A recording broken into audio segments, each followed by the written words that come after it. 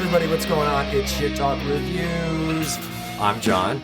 Derek. And David. And we're here to talk today about Unearth.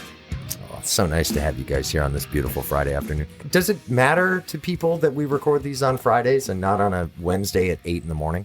No, I don't think so. I think mindset-wise, it's nice Friday. You got the weekend coming up. Everybody's in a good mood. Dave is just a nautical seaman. As opposed to a land-based seaman? He has been annoying the shit out of me today. So let's get into something that brings me great pleasure. Yes. Unearth. I think it's safe to say you're probably the biggest Unearth fan in the room. No, this one is probably yours. I think last week was yours. Last week this was is mine, clearly Derek's. Yeah, I lived in Boston for 16 years. I once upon a time used to book shows locally, the good old Salem Elks Club in Salem, Massachusetts, and I was notoriously at the time from 99 all the way through 2003, 2004, trying to get Unearth to come play our little shows, and they were too big. They were getting signed to major labels, and they were, along with Killswitch Engage and Shadows Fall at the time, the guys that were winning. That's a great problem for a young band to have, is to be too big to play small venues. And how about the company they're in, the names he just named? I mean, it's not, nothing shabby there. Yeah, Boston was pumping out great music. I mean, we had Blood for Blood. Everybody knew who they were. Sam Black Church, Tree. Everybody knew them, but the guys that were rising to the national and world stage at the time was Killswitch Engage and Unearth and Shadows Fall, two of which are consistently putting out albums, touring the world. Shadows Fall is making a comeback, and I'm happy to see them coming back. But for today, let's talk about the Wretched and the Ruinous, which is by far the most dynamic Unearth album to date. I love this record. It is a banging record. It's new to me, new band. I mean, Derek has talked about him in the past. That first single is a punch in your teeth. Yeah. It really does pretty much set the pace for the rest of that album. What's interesting about it is, and I was curious, Ken Susi, who has been with the band forever, rhythm guitarist, left. And, I didn't read too much into it. I don't know why. But that left Trevor and Buzz. And for me, this album is, they've been metalcore mainstays, but they've been trending away from just metalcore. They've been expanding their horizons, their sound, the guitar solos. A lot of the music is borderline thrash. Some parts of it are proggy. And this album, for whatever reason, they've hit their stride at taking a little bit of everything, mashing it all together. Trevor is singing on this album like he never has, different tones, different ways of screaming. 1 second he'll sound like Johann Hegg from Amon Amarth. The next second he's going to sound like Marcus Bischoff from Heaven Shall Burn with a high-pitched scream. He can go low and guttural, he can go high and pitchy. And it occurred to me that he is becoming one of the more dynamic singers in metal. And there's a reason why, that they have been all over the Devil's Dozen on SiriusXM. You see ads for them all the time on there. They have been at the top of the Devil's Dozen, right there with Metallica every single week. Not to interrupt, but speaking of Sirius, am I wrong, or is Trevor taking over yeah. And show for like a week or something? Yeah, Jose Mangan has given them full control, and they're, that's awesome. And so they deserve this. And I would say that, when you think about, singers that ascend over time, Chuck Schundiner from Death comes to mind. As he got into more of his records, he would do some low-end guttural stuff, some high-pitched screamy stuff. Like they did a cover of Judas Priest that was absolutely insane. Trevor's there. He is ascended, and he is there now. His vocals are gnarly. I have talked about this with you, Derek, before, and maybe I've talked about it with you too, Dave. I've never been a vocal-centric music listener. For me, it's all about the foundational instruments and, the production work. So I only in just the past few years have I started to kind of intentionally focus on and try and appreciate what's going on vocally with the music I get into. I've said it before, I'll say it again. I appreciate the talent, but I just don't always focus on it. And since I'm in this new headspace of trying to give as much weight and credit to the vocals with these bands as I do everything else, it's been fun to focus on Trevor's vocals. Trevor Phipps, by the way, to give credit where credit's due. The rest of the band, Trevor Phipps on vocals, Buzz McGrath on guitar, Chris O'Toole on bass, and Mike Justian on drums. And we definitely need to come back to Mike Justian. Come back to Justin, because this guy is incredible. You know, I'm a drummer. No doubt. This guy is just on beastly. This, he's just so much fun to listen to. But yeah, going back to the vocals, Trevor's vocals are so strong. And as you said, he's got a ton of different styles that he utilizes throughout this record. What I found interesting, and it was No Heroes, We Are the Wretched. Year Zero, We Are the Ruinous. No Heroes of Our Time. We Are the Ending of All Life. I know Trevor personally. I've known him for a number of years. He has kids.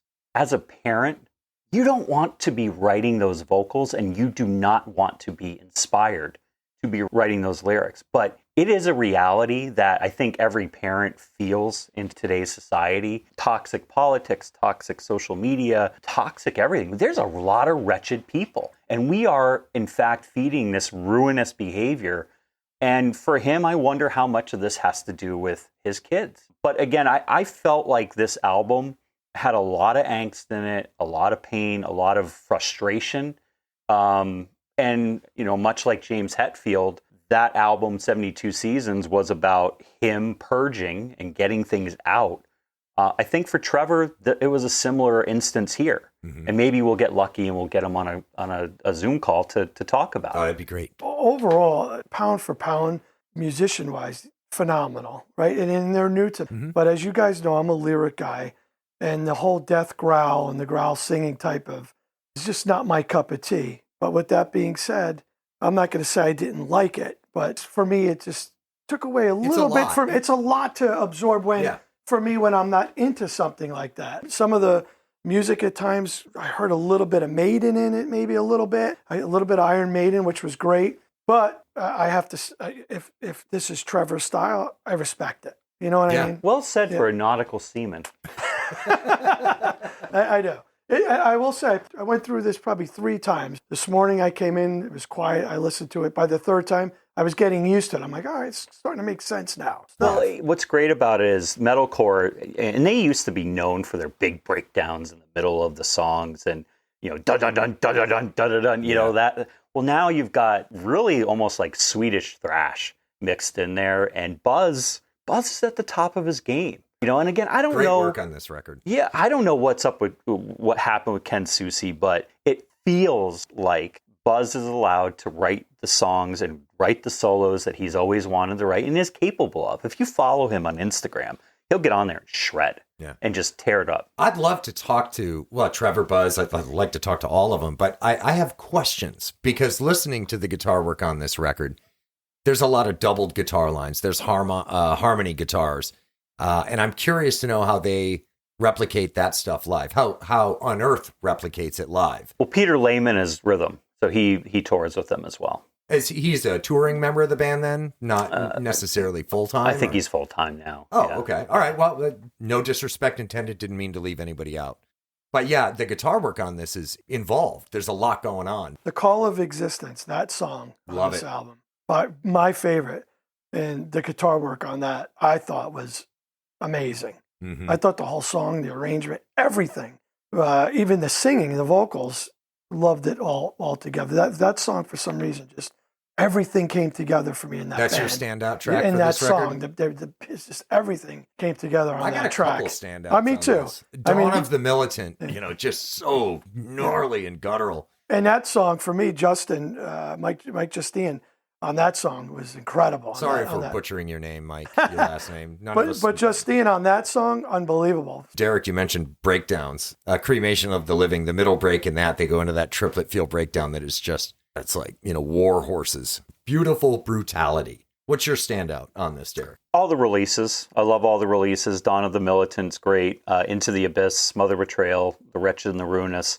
Invictus was killer. Yeah. Look, I've been a fan of the band since way back. Right.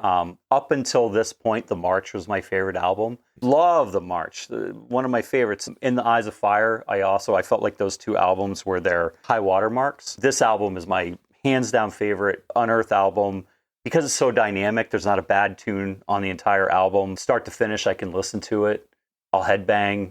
I like the breakdowns. I want to swing my arms, pick up pennies, pretend I'm, 25 again, not this ancient old fossil that I am, but at least I'm not a nautical seaman. It's just funny to me how bands like this here in the States, you don't hear much from, but then they can go to Europe and Japan and Taiwan and be headliners, and massive, crowds come out to see these guys. So they're for real. It's just unfortunate they don't get that kind of credit, I guess, street cred here in the States. They're in the midst of a pretty big tour now, aren't they? Yeah, they were just across the pond. They just quit, just finished up. They've got another tour going around. Check their tour pages. They will support this for 2 years. This album.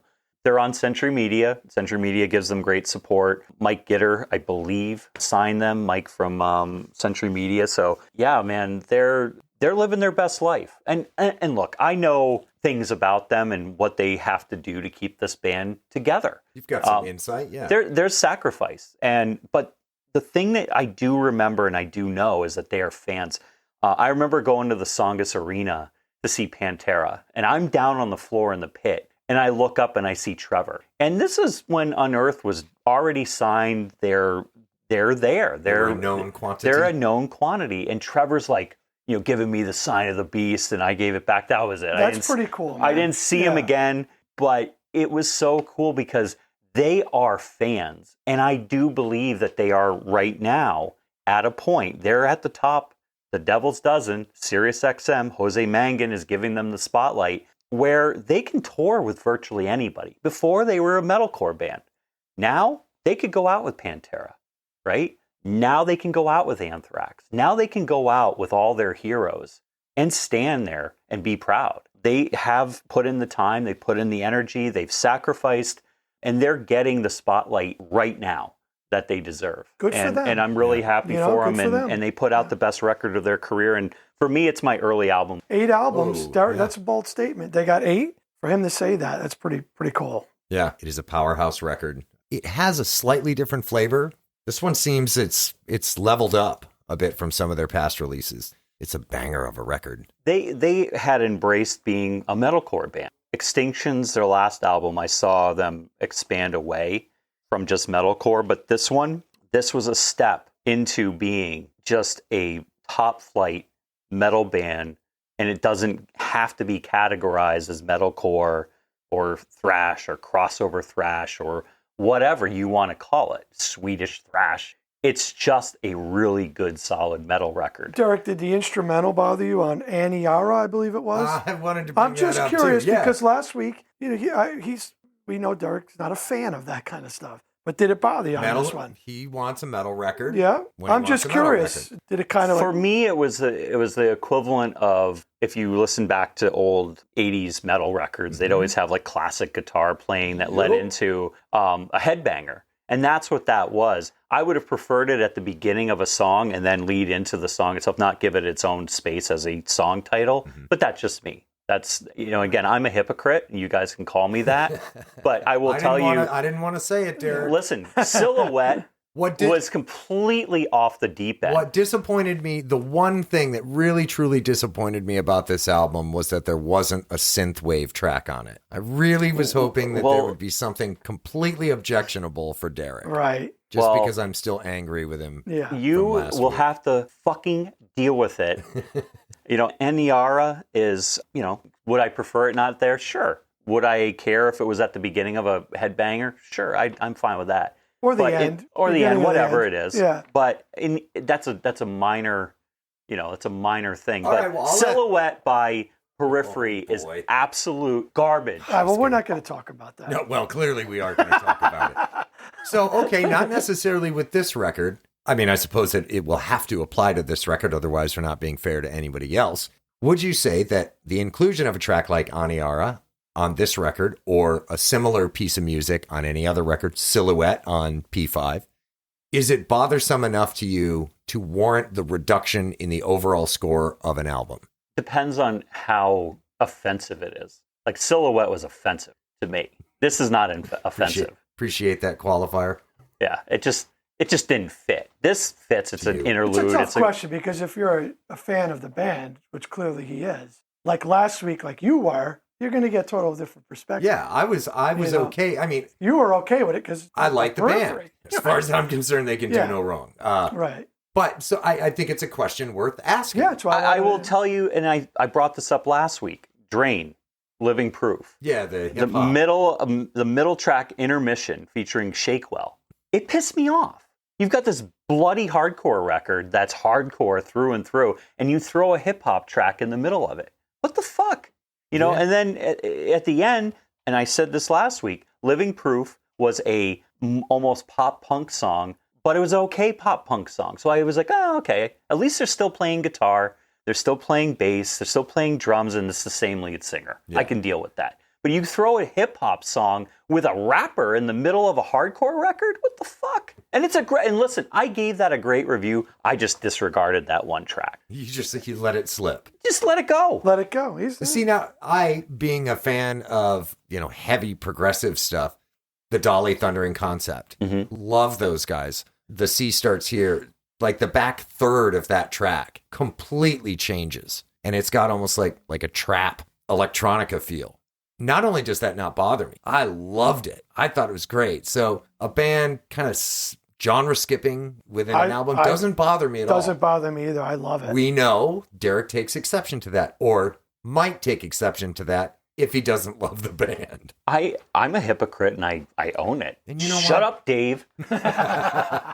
That's why you're still in the air chair, Derek, because you acknowledge your hypocrisy. I am far from perfect, and I'm aware of my hypocrisy, but I just know that there's certain things that set me off. And look, I have no right to have this air chair. I can't play anything, whatever. I just happen to review stuff and know a few people and have had a lot of fun in the music industry over the years. But I just have to be honest about what my feelings are, my opinions. That's fair. And listen, if there's people who are listening, go ahead, roast me.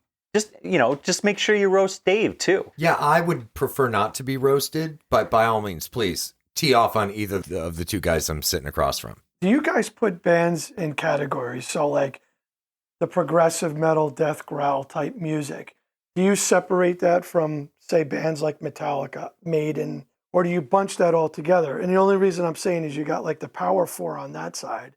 So would you put these guys on a Power 4 with Gwar or Slipknot, those popular bands? Would you keep it separate? I don't know. Big picture, I think most people probably do separate them. Like James Hetfield, you're probably not going to hear that kind of guttural death growl come at you on a Metallica record. And for whatever reason, vocal stylings play a big part in what genre a band gets put in. I did a written review for Dissentient's latest album, and that's a power death growl vocal style on the record. I don't think people would listen to that and then listen to Metallica and say, yeah, these are kind of the same band. Yeah, I think you hear similarities. Yeah. But you can't say, oh, it's just like. So I personally would say that, yeah, there is a delineation between those types of bands, but I certainly think it's possible to like them all. I like a lot of them on both sides of that. I like clean melodic singing, and I am starting to develop an affinity for the death growl, really super, almost overly aggressive vocal style stuff too. Would you bulk them together, Derek? Or I don't care about genres in the end of the day. I don't either. Yeah, and I mean, Korn is considered new metal. Deftones are considered new metal, where you take classic metal elements and start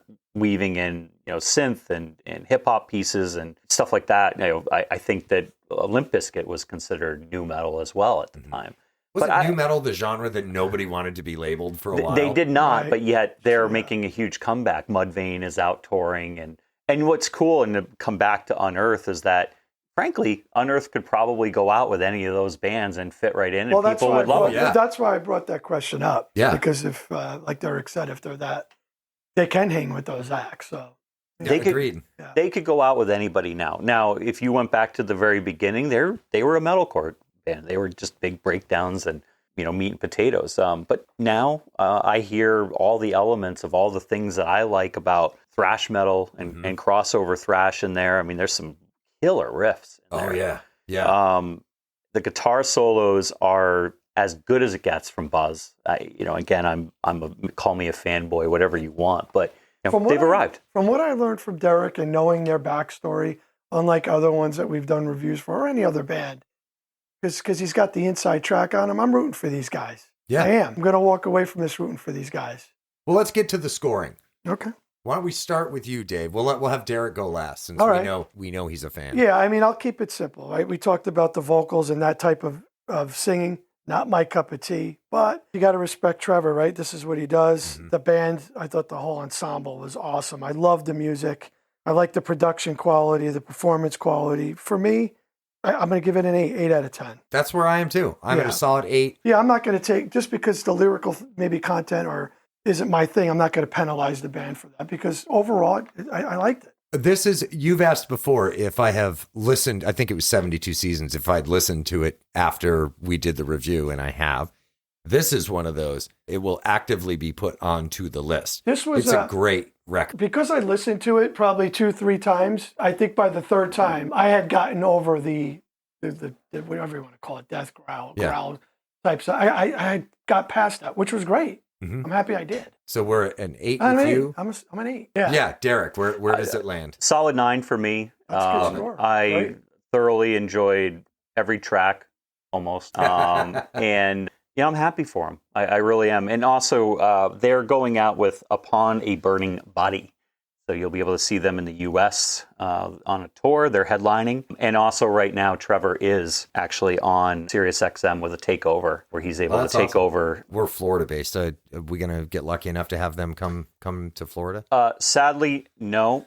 But I will, when they get here, I did text Trevor a while back, and he said, I'll come up and have a beer if you make it to Tampa or Miami. He goes, a beer? He goes, you're going in the pit. He's my age. How he can get up, take the beating, and do what he does.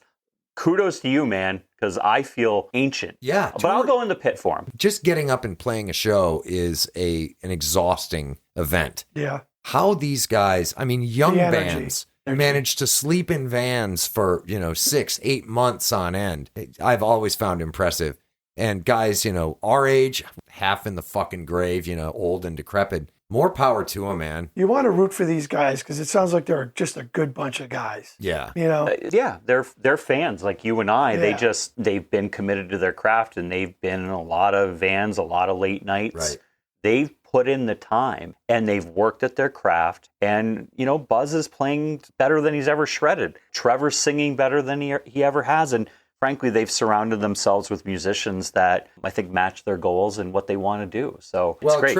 Trevor and the guys, if you happen to hear this and Derek can convince you to come down and see us in Florida, we'd love to have you come in and sit in the room with us so we can all beat the shit out of Dave together. That would be awesome. Would you get not excited? Getting the shit kicked out of Would me, you get but excited having Trevor here about having awesome. Unearth show up and roast you with us? John, are we wrapping this up? Because I would like to say something. Of course, the floor is yours. Next time we do a podcast, or just moving forward, especially a knuckle-dragging band like Unearth, can Derek not wear a shirt like he's going to Disney on Ice and wear something metal? You know what I mean?